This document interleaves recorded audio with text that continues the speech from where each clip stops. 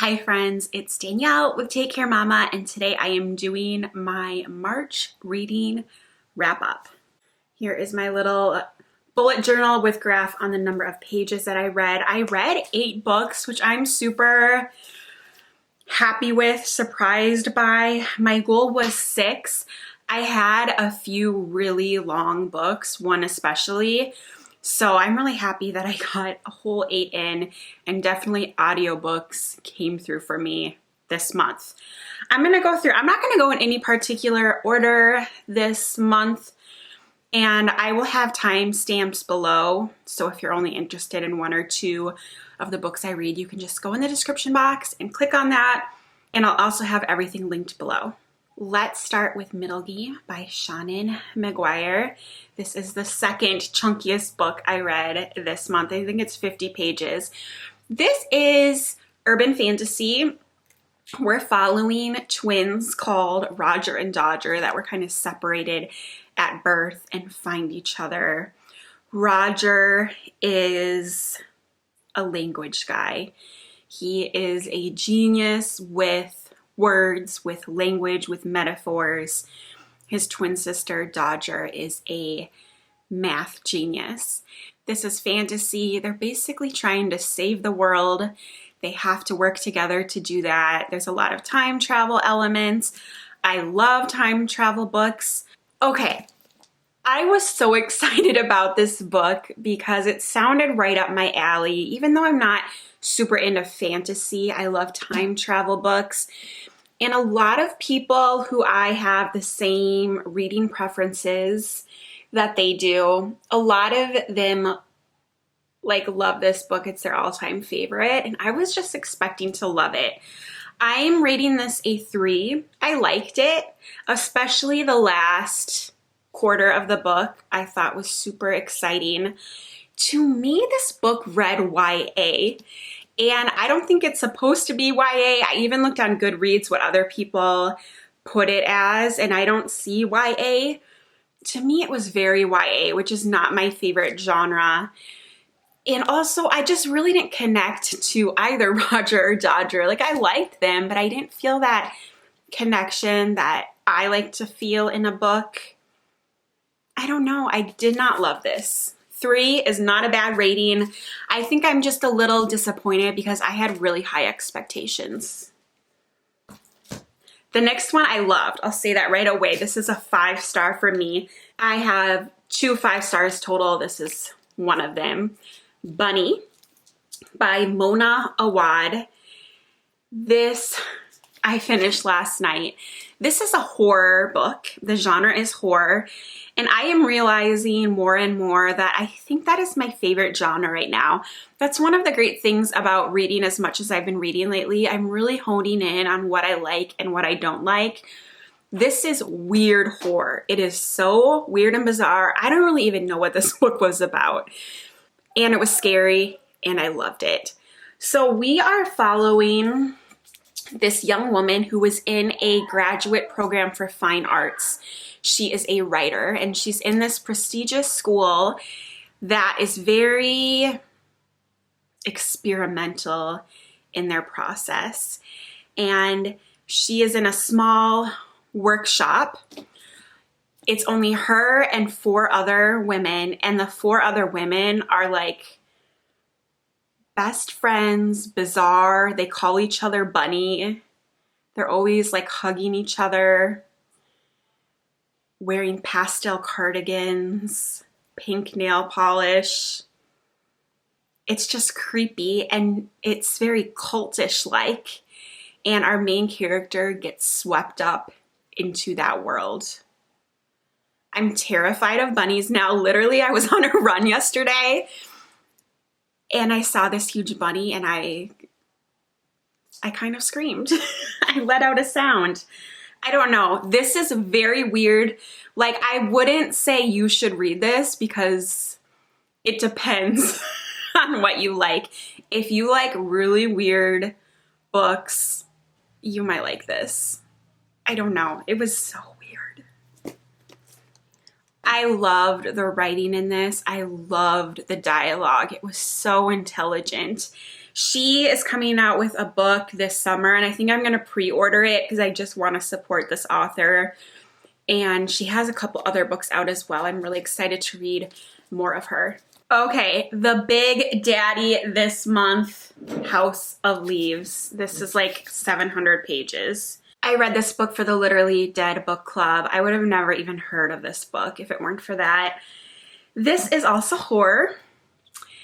And this is also very weird. This is about a family who moves into the country, and they soon realize that the inside of their house is larger than the outside of the house. The house is a character in itself, and things change in the house. Like they went out of town for a wedding and they came back and there was a closet that didn't used to be there before. Very scary. The main hype of this book is the experience reading it. It's actually 2 stories in one. There's the story of this family in the house, and then there are footnotes, and it's a story of a guy consuming the story of the family in the house and his life. It's very weird. Like, that section in a box you read in a mirror. There are some pages with just a few words on them, which is so good. During really scary parts, there would just be a couple words on each page, and you would just keep turning and turning to the climax of the scene. This was scary. I was scared. How would I rate this book? I'm gonna give it a 4. I really enjoyed it. The downside for me is I think it could have been a couple hundred pages shorter. I've heard people have a hard time getting into it. I was invested right away. I was like, let's go. The first 200 pages flew by. I could not stop reading and sharing with my husband about this book. And then maybe around page 400, I was ready for this to wrap up. I'm super glad I read it. Again, I give it a 4.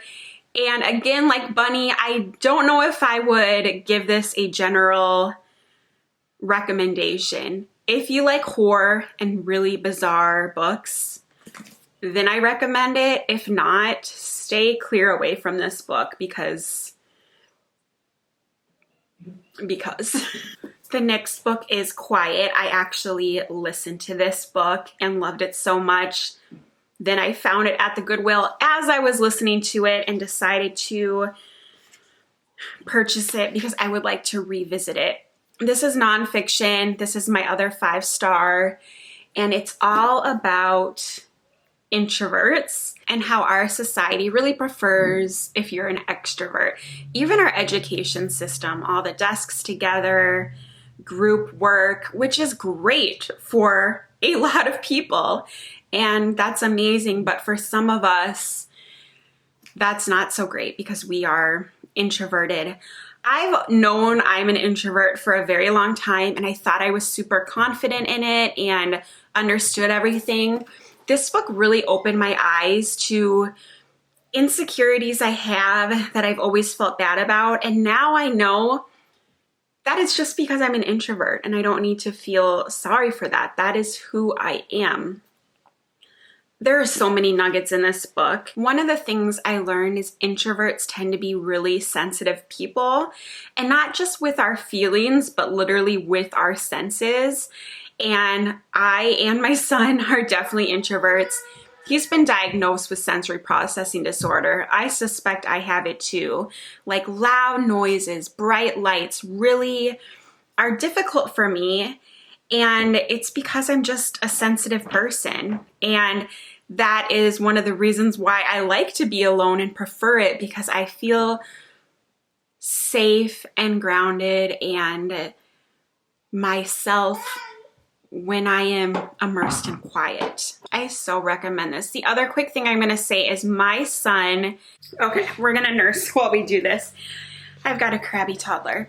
So James has done really well during COVID, which is crazy. He has ADHD, he's on an IEP, and this year and when it hit last year has been the best behavioral wise. He's gotten the best grades, and I really think it's because he has space. The desks were taken out of groups and he has his own space. They do a lot more independent work. And I'm not saying that's where the school system should go, but I do think that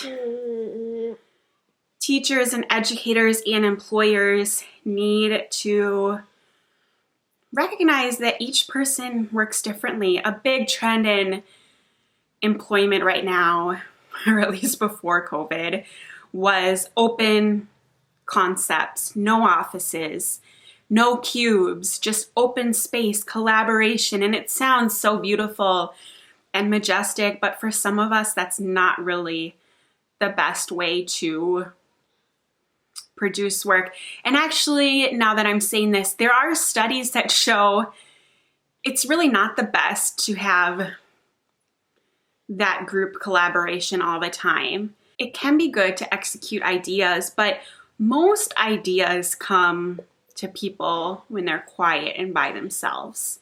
It was so interesting. I drank up this book and I so recommend it. The next was another nonfiction, Michelle Obama's memoir called Becoming. It's very popular, a few years old, so I'm sure a lot of you have read it. I love how relatable Michelle Obama is.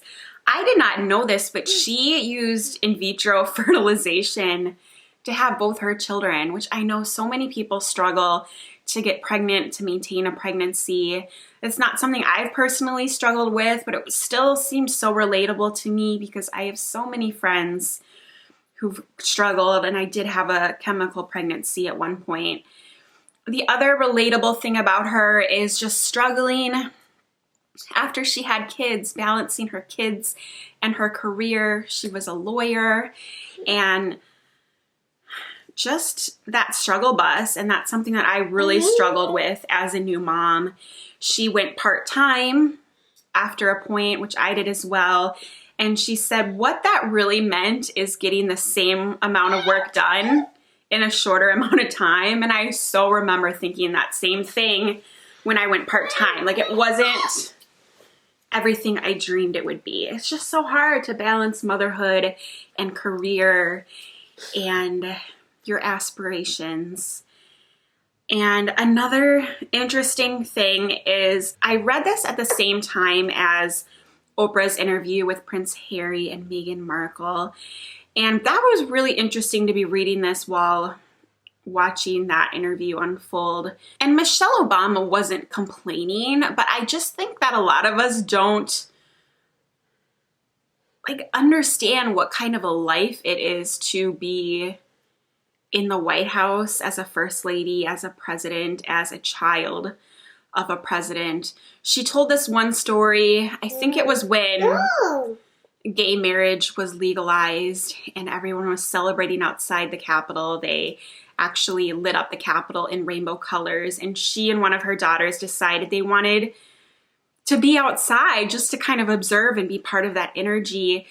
And it took 10 minutes of the Secret Service figuring out how they could do that. It took 10 minutes for her to simply go outside her house and to observe something going on around her. And she said that was quick. That was a miracle that she was able to do that in 10 minutes.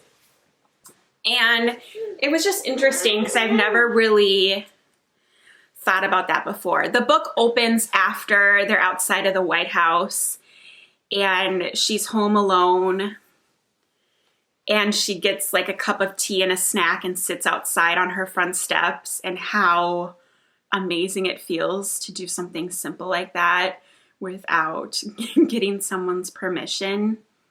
And she's not a politician, and she makes that clear. So to think of all she sacrificed for this life with her husband is quite remarkable. I really recommend it. I gave it a 4 stars. It's so awkward to rate memoirs sometimes. My only thing is I think it could have been a little bit shorter. I loved it, and I am such a fan of her, especially after reading this book. The next book is Badass Habits by Jen Sincero. I listened to this on audio. I gave it a 3 stars. You want to look? Want to wait? Oh, this is marker. I'm a huge fan of Jen Sincero. I feel like her books kind of changed my life. Not to be too dramatic, but I loved the original You Are a Badass. My favorite is the money one, the green one. You Are a Badass at Making Money. The reason why I gave this a 3, for me, it was a little repetitive of her other work. And that's not a knock. I think it's super intelligent to ride your wave and recycle some concepts. I don't know. Maybe it's because I listened to it too. It was good. Really, really good. I got a lot out of it, but definitely wasn't my favorite. Next, I read The Gunslinger by Stephen King. I actually listened to a lot of this. Like I said, it was, especially with House of Leaves being so long, in order to get this done, I listened to most of it. Okay, this is fantasy, and it's part of his series. I think there are 8 books in the series. The Dark Tower series. This is The Gunslinger, #1. And I gave it a 3. I really liked it. I don't love listening to novels. I love listening to nonfiction. For me, listening to novels, I feel like I miss things. So I liked it. I especially loved the last 50 to 100 pages. I thought it was so good. I'm definitely going to read #2. And I'm definitely not going to listen to it. I'm going to read it with my eyes. And I've heard that people who love this series like this first book, but it's not their favorite. They say this series gets better as it goes on. So I'm really excited. The last book was also an audio, and actually another 5-star. I had 3 5 stars this month, and that is Bird by Bird by Anne Lamott. This was a reread for me. I read it a few years ago. Anne Lamott is an author, and this book is her nonfiction book on writing, on the craft. And I would say it's part memoir. I loved it when I first read it a few years ago, and I don't even really know why I picked it up, because even though I've always wanted to be a writer and dreamed of being a writer, 3 years ago I never really thought it was a possibility. It was just like a fun dream. So I read it 3 years ago and loved it, even though I didn't have any tangible goals of being a writer. And I decided to pick it up again because I'm working on a rough draft of a novel right now. And it was so amazing to read it through a different lens. And she's so neurotic. It's so funny. And it made me feel better. She said, if you're not staring at a blank page, feeling like dread, then you're doing it wrong. Like, she made me feel like it's going to be okay, that even Anne Lamott feels like a psychopath as she sits down to work on a project, and that it's disorganized, ideas are everywhere, and that's okay. Like, that's how many novels are made, in a messy, chaotic way. And I just got some relief from reading it. I really like her. I've read some of her novels as well, and she's just a gem. So there you have it. Those are my March books. I'm really excited for April. I have some really good books on my list, and I will be coming out with my TBR list for April really soon, so look out for that. Thank you so much for watching. Please subscribe if you haven't. Bye. And I'll see you next time. What do you say? Bye.